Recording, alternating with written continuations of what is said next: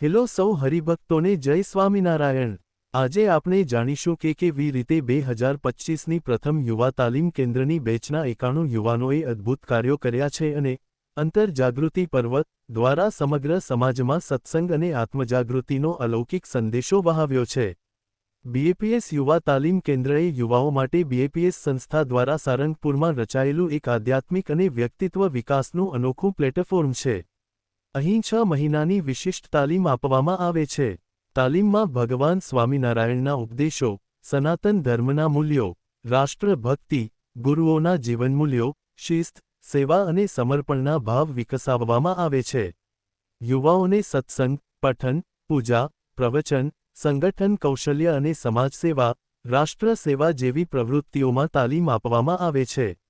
દેશમાં અને વિદેશમાં સત્સંગ કાર્ય માટે લાયક યુવાશક્તિ તૈયાર થાય છે। આત્મવિશ્વાસ, ધર્મનિષ્ઠા અને જીવાત્માની ઉન્નતિ માટે વાયટીકે એક મજબૂત પાયો પૂરું પાડે છે। અહીંથી પસાર થયેલા યુવાઓ જીવનભર સંસ્થા અને સમાજ માટે કાર્યરત રહે છે। વાયટીકે એ બીએપીએસ સંસ્થાનો એક આવિર્ભાવ છે જે યુવાનોના સર્વાંગી વિકાસ માટે સમર્પિત છે।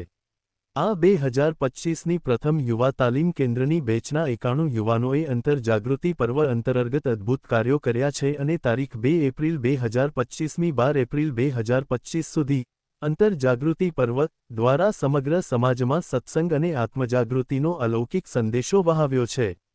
આ યુવાનો 22 જૂથોમાં વહેંચાઈને ગુજરાત, મહારાષ્ટ્ર અને રાજસ્થાનના કુલ 232 ગામોમાં ગયા। તેઓએ 8,928 ઘરોનો સંપર્ક કર્યો અને લોકોના દૈનિક જીવનમાં સત્સંગના મૂલ્યો કેટલા મહત્વપૂર્ણ છે તે સમજાવ્યું। યુવાનોના સંદેશોથી પ્રભાવિત થઈને 1,651મી વધુ પરિવારોએ આત્મિક વિકાસ અને કુટુંબમાં સુખ શાંતિ માટે સંકલ્પો લીધા, જેમ કે દર અઠવાડિયે સત્સંગ સભામાં જવું, દૈનિક પૂજા કરવી, મંદિરમાં દર્શન કરવા જવું, સ્વામીની વાતો અને વચનામૃત વાંચવું, એકાદશીનો ઉપવાસ કરવો અને ઘરમાં નિયમિત રીતે ઘરસભા કરવી જેવી ભક્તિમય પ્રવૃત્તિઓનો અમલ શરૂ કર્યો। આ યાત્રા દરમિયાન યુવાનો દ્વારા 186 સત્સંગ સભાઓ યોજાઈ જેમાં લગભગ 11,400 જેટલા લોકોએ હાજરી આપી। બાળકો માટે ખાસ 80 સભાઓ અને સ્કૂલો માટે 105 સભાઓ યોજાઈ જેમાં 18,800મી વધુ વિદ્યાર્થીઓએ માર્ગદર્શન મેળવ્યું।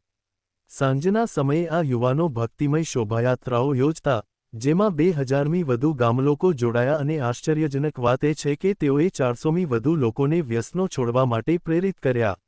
આ સમગ્ર યાત્રા યુવાનો માટે માત્ર સેવાકાર્ય નહોતું, પરંતુ જીવંત શિક્ષણ પણ હતું, જ્યાં તેમણે સત્સંગી જીવનો જીવંત ઉદાહરણોથી પ્રેરણા મેળવી અને આત્મજાગૃતિનું શક્તિશાળી અનુભવ પણ કર્યો। આવા યુવાનો આજના યુગમાં અમૃત સમાન આશા અને સત્પરિણામો લાવનારા છે। ચાલો આપણે પણ આવા કાર્યોથી પ્રેરણા લઈ જીવનમાં ભક્તિ, નૈતિકતા અને સમાજસેવા તરફ આગળ વધીએ।